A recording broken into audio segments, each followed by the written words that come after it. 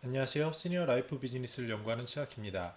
오늘은 반려동물, 요람에서 무덤까지라는 제목으로 비즈니스 모델 10개에 대해서 생각해 보도록 하겠습니다. 현재 반려 가구는요, 547만 명이고요. 반려인은 1481만 명입니다. 그리고 이 반려동물과 관련된 소개된 비즈니스 모델은 약 10개 정도가 되고요. 현재 이 반려동물을 가지고 있는 가구들이 가지고 있는 세 가지 걱정거리인 돌봄, 비용, 죽음 이것에 대해서 살펴보고 시니어 라이프 비즈니스의 시사점에 대해서 알아보도록 하겠습니다. 네, 일단 반려동물과 관련된 비즈니스 모델 지금까지 소개된 것을 보면요. 요람에서 무덤까지 10가지 모델인데요. 일단 펫 패러다이즈라는 그런 용품 일본 오사카에 가면 그런 모델이 있습니다. 그리고 그 푸드를 배달하는 거 그러니까 음식이나 그 용품을 배달하는 모델 그리고 유치원, TV, 그다음에 병원 또 응급실 그리고 펫하우스 또 그런 사람들이 몰려 사는 펫 빌리지 그리고 펫이 이제 자유롭게 다닐 수 있는 대형 몰 그리고 택시 그리고 펫을 생일을 기념하거나 그러한 기념일을 기억하는 것, 그리고 이제 IT를 접목해서요, IoT 사물 인터넷으로 연결하는 것, 그리고 펫과 관련된 신탁이나 보험 상품, 최근에 또 각광받는 장래, 이렇게 각각을 하나씩 살펴보도록 하겠습니다. 사진에서 보시는 게 이제 펫 패러다이스인데요. 일본 오사카에 가면은 있습니다. 보시다시피 처음에 이거 봤을 때도 벌써 한 10년 전인데요. 그 처음에 봤을 때 이게 동물용품이야라는 생각이 들 정도로요. 그 반려동물을 사람처럼 대하는 게 보입니다. 처음에 이제 매네 쪼고리부터 해서 어딜 봐도요. 그 이 펫의 그 우리가 볼 수 있는 케이지라 그러죠. 이런 닭, 개를 다루는 그 장 이런 식의 개념들이 없고요. 주로 사람처럼 어떻게 태어나서부터 그 같이 자라서 그 아이를 돌보는 그래서 이곳에 있는 고객들은요, 아 우리 애기한테 어떤 선물을 줄지 이런 개념을 가지고 도입돼서 옛날부터 있었던 개념입니다. 아직 우리나라에는 이 정도까지 된 것을 이제 아직까지는 못 봤는데요. 1층, 2층, 3층까지 해서 쭉 이런 식으로 그 매장을 그 운영하고 있는 모델입니다. 그 두 번째는요. 그 푸드 딜리버리죠. 그래서 용품 배달 서비스인데요. 사료라든지 간식이라든지 뭐 패드, 우유 이런 것을 그 O2O라 그러죠. 온라인 투 오프라인 그래서 이렇게 연결해서 전달하는 그런 모델로 하는 것들이 있습니다. 그다음에 이제 그 펫이 처음 이제 입양하고 나서 교육을 시켜야 되죠. 그래서 그것을 위한 유치원이 있고요. 저희도 뭐 TV 보면은 요새 펫독 TV 이런 거 굉장히 많지 않습니까? 개들을 위한 TV 프로그램도 벌써 제가 하는 것만 해도 우리나라에도 두세 개 넘는 것 같고요. 이런 것들 있고 이제 병원에서는 국립대인데요. 되게 유명한 병원에서 동물병원에서 24시간 응급실을 운영하는 그런 곳이 시작되고 있습니다. 자, 그 다음에 펫하우스인데요. 어, 고양이나 그 강아지들이 살기 좋은 환경으로 집을 꾸미는 거예요. 마치 우리들이 아이가 태어나면 아이방을 꾸미듯이 그 펫방을 꾸미는 것까지 나갈 수 있고요. 그 다음에 이제 그럼 이런 사람들이 몰려 사는 곳을 하면 어떨까 해서 펫 빌리지라는 게 나옵니다. 그래서 이제 그 펫들이 모여서 그 펫을 키우는 사람들끼리 커뮤니티를 만들어서 살아가는 그런 펫 빌리지까지도 여러 군데 등장하고 있습니다. 자, 그리고 이제 몰인데요. 그 요새 뭐 신세계에서 하는 큰 스타필드나 이런 데 가면요. 롯데몰도 마찬가지고요. 반려동물을 이제 걸어 다닐 수 있게 해놨어요. 그래서 반려동물 에티켓을 만들어 놓고요. 이런 존을 만들어 놓는데 그만큼 이 반려동물 가구들의 그 소비 성향과 이들의 삶을 중시하는 거죠. 택시 부분도 논란은 있지만 그러면 이러한 애완동물 또는 반려동물을 어떻게 이동할 것인가에 대한 고민들도 늘어나고 있습니다. 자, 그리고 또 하나 주목할 것은요, 이 생일에 관련된 건데요. 기념일이죠. 그래서 미국에 있는 그 반려동물을 보유하고 있는 가구들한테 물어본 거예요. 가족의 일원으로 생각하느냐에 대해서 네 그렇다가 95%가 그렇다라고 답변을 했습니다. 그리고 생일을 기념하느냐 45%가 기념한다 그랬고요. 그다음에 64%는요 어떤 공휴일, 할러데이 이럴 때 선물을 준비한다라고 합니다. 그만큼 이제 펫은요 가족의 일원으로 자리 잡고 있고요. 우리나라에서도 이제 이런 모습을 볼 수 있습니다. 자, 그러면 이제 IT가 또 개발이 됐잖아요. 사람들이 나갔을 때 그러면 그 스마트폰을 조작을 해서 밥을 주거나 이 신체의 그 신체 리듬을 측정을 해서 이상이 없는지를 측정하는 펫 IT 부분도 등장했습니다. 금융 쪽에서도요. 그 아직 각 그 굉장히 활성화되진 않았는데 이런 게 있어요. 보험 상품이요.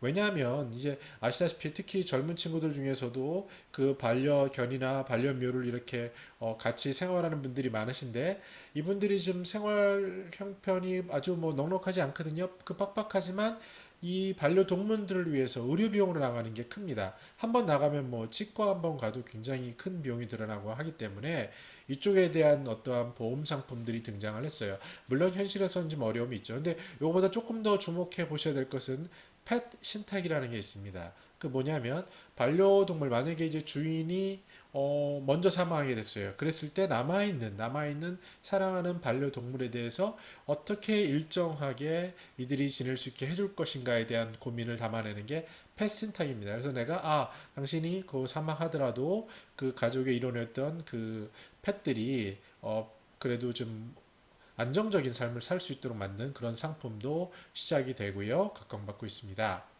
자, 이제 또 제일 중요한 거는 이제 그 장례 쪽이죠. 법적으로는 뭐 쓰레기 봉투에 버리는 부분도 있지만요. 만약에 이제 그 사람이 그 반려동물에게 애정을 쏟아서 가족으로 생각하는데 그렇게 할 수 있겠습니까? 그래서 이런 컨셉, 장르에 대해서 이제 고민이 많이 되는데요. 미국에서는 1896년에 처음으로 반려동물 묘지가 생겼습니다. 그리고 2017년 기준으로는요, 전문적으로 장례시설을 갖춘 게 600곳을 넘었었습니다. 우리나라도 이에 맞춰서 2019년에 3월 기준으로 전문 장례시설이 33개 까지 돼 있습니다. 뭐 일본의 시니어 비즈니스 사례를 보면요, 독거노인도 많고 이런 화장의 순서도 많이 기다려야 되고 하기 때문에 그런 그 장례 호텔이라는 게 등장을 했거든요.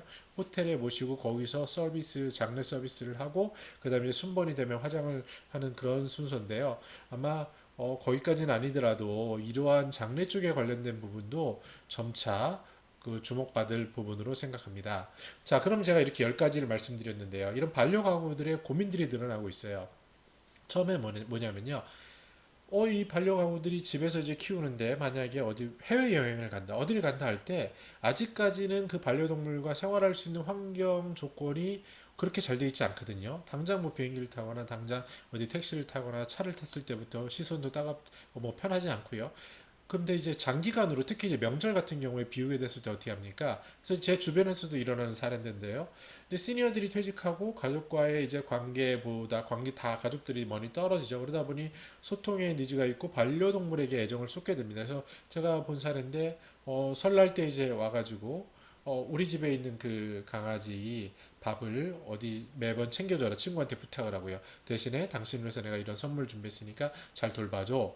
이런 부분들이 이제 많이 생깁니다. 그래서 이제 그러면 반려동물을 이렇게 맡기는 뭐 반려동물 호텔이라고 그러죠. 그런 시설들 부분도 생길 수 있고요. 이제 이런 돌봄에 대한 부담이 이제 생겨납니다. 두 번째는 이제 직접적인 건데요. 그 비용적인 문제입니다. 지출액이 반려견의 경우에는 평균 월 12만 8천 원이 나간다고 합니다. 이게 뭐 작으면 작은 돈이고 크면 큰 돈인데요. 특히 이제 50만 원, 51만 원 이상에서 100만 원까지도 11.8% 정도가 그렇게 쓰고 있는 거예요. 그러면 실은 최저생계비나 시니어 삶의 뭐 그 적당한 생활비를 고려해 보면 어마어마한 비중이거든요.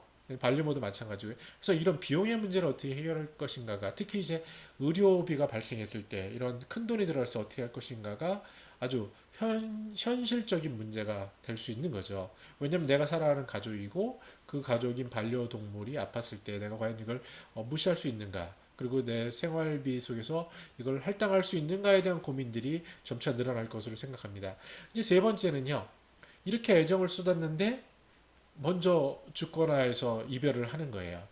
그랬을 때 받는 그 정신적인 그 충격과 서글픔은 굉장히 크죠. 이 소중한 기억을 어떻게 남길 것인가. 이런 고민들이 점점 늘어나고 있습니다. 그래서 다시 말씀드리면 반려가구들이 집을 비울 때라든지 죽음과 이별이라든지 비용 지출에 대한 현실적인 부담들이 점점 늘어나게 될 것으로 보입니다. 자, 그럼 이걸 통해서 시니어 라이프 비즈니스에서 어떻게 접근을 해야 될까요? 반려동물의 본질을 보셔야 되는데요. 심지어 장난감도요, 한 시간 정도 놀고 나면 사람은 그 장난감과 그 감정적인 소통을 하게 됩니다. 하물며 반려동물은요, 같이 부딪히기도 하고, 소통도 하고, 꼬리도 흔들고, 얘기도 하고, 밥도 주고, 이런 관계가 형성이 되는 거예요. 그래서 이 본질은 관계라고 보셔야 되고요. 그 말뿐만이 아니라 행동과 몸짓과 이런 관심으로 소통을 하는 것으로 보셔야 합니다. 그래서 이 반려동물 비즈니스의 본질은 소통과 관계가 중요하다라는 것을 생각하셔야 합니다. 그럼 이것의 그 방향성은 어떻게 돼야 될까요? 이런 반려동물을 사랑하시는 분들이 사람도 사랑하겠죠. 그래서 이 사람에 대한 사람, 공동체, 다시 얘기해서 지역사회, 펫빌리지 이런 형태가 어떻게 보면 하나의 큰 방향성으로 나아갈 그 바람직한 방향으로 보여지고요. 또 하나는 이게 이제 확대가 되면요. 이제 반려동물이 말씀드린 것처럼 일찍 죽는다든지 관리하는데 비용과 돌봄에 문제가 있다든지 하는 것을 상쇄하기 위해서 어느 정도 이제 반려 로봇으로 갈 가능성이 높습니다. 반려 로봇은요.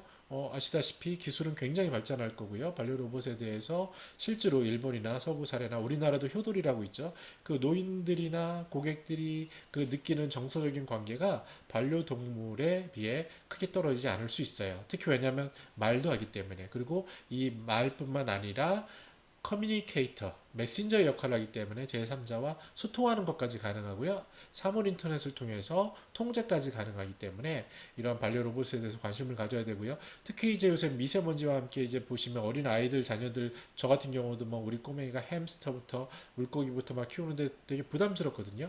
개나 고양이는 아파트 문화에 익숙하지 않기 때문에 굉장히 제가 꺼리고 있고요. 아토피도 있고. 그래서 그럼 해줄 수 있는 게 뭐냐를 생각하면 반려식물 같은 거 요새 마리모 같은 거 좀 인기 있잖아요.